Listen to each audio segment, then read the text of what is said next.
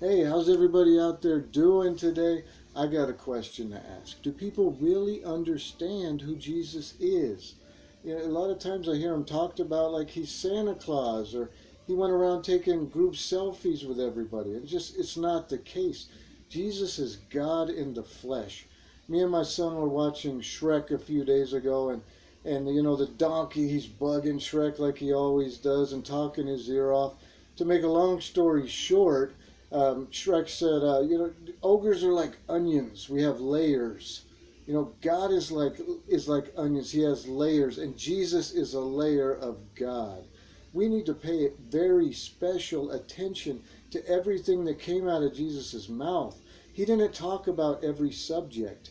The Bible as a whole talks about every single subject, but Jesus only talked about a few things. So everything that he talks about, we need to pay special attention to because it's highly critical. This has been planned out since the beginning of time that God was going to come to earth.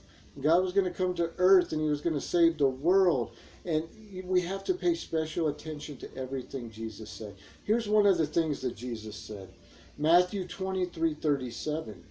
He said, "Oh, Jerusalem, Jerusalem, who kill the prophets, how I've longed to come to you. Like a hen who gathers her children around her feathers."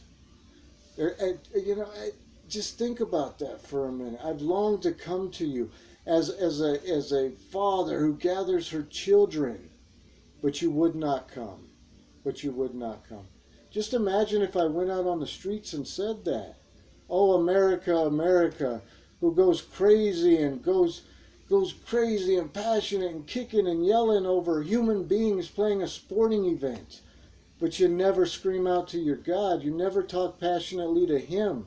How I've longed to come to you as a hen who gathers her children under her feathers. Imagine if I said that. They'd be like, okay, buddy. I'd spend the night in a straitjacket. They'd be like, all right, get the white coats and the Thorazine. Get rid of this guy, okay? He was either the craziest person in the world or he was God in the flesh. So we need to pay special attention to everything he said. It's highly critical. And when we do this, we get changed. When our minds change, we no longer walk by homeless people and say, come on, man, get a job. I'm not saying we got to empty out our pockets for every homeless person we say, but we at least could do intercessory prayer and pray for that person or give them a quarter.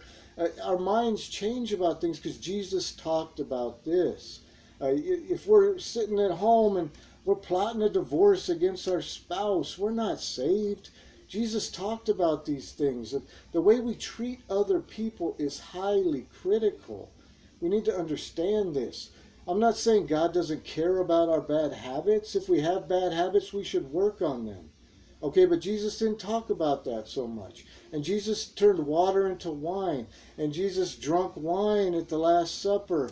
It's not good to be a drunk or have all these bad habits. I'm not saying that. But how we treat each other is highly, highly critical. And it's the most important thing because Jesus talks about it over and over. He points out the hypocrisies of the Pharisees and how they treat each other. They think they're better than the other people. And that's the reason he was crucified. I mean, he wanted to be crucified. This was all a plan anyway. He gave himself up. But he knew what would happen. They did the same thing to the prophets. When you start pointing out people's sin, they get mad, they get defensive. And as Christians, we're called not to be defensive. And I work really hard on this. I mean, you could come up to me and say, hey, Robert, I think you're a homosexual. And I would say, well, it's just not the case. I never looked at another man and started licking my chops. But hey, if you think I am, whatever, I'm not. And it's just that we need to work on not being defensive, being real, being true with ourselves. Just Jesus said, let your yes be a yes. Let your no be a no. It's that easy. That's it. We don't need to get mad at every little thing and be really defensive about things. And Jesus pointed this out with the Pharisees and pointed out their hypocrisies. All right, my son, Mr. Christian, he wanted to talk to you guys. He's working on his preaching skills. And he's going to talk about Colossians 1:16. Mr. Christian, where are you at? Come on out here, buddy. All right, what does Colossians 1:16 say, little man? This world and everything in it is made by God through Jesus. That's my man. That's my man. Give me knuckles. Good job. See, this world never. God said. Jesus said. Jesus and God, the words go hand in hand. You could switch them out. Okay. Jesus said, "Let there be light," and there was light. Jesus is the Word of God, and the Bible tells us that. John 1:1 says, "In the beginning there was the Word, and the Word was with God, and the Word was God." Jesus is the Word of God, and we need to pay special attention to everything He says. It's highly critical. We need to understand that. All right, thank you, everybody. Good job, Mr. Christian. Say peace out to everybody. Peace out.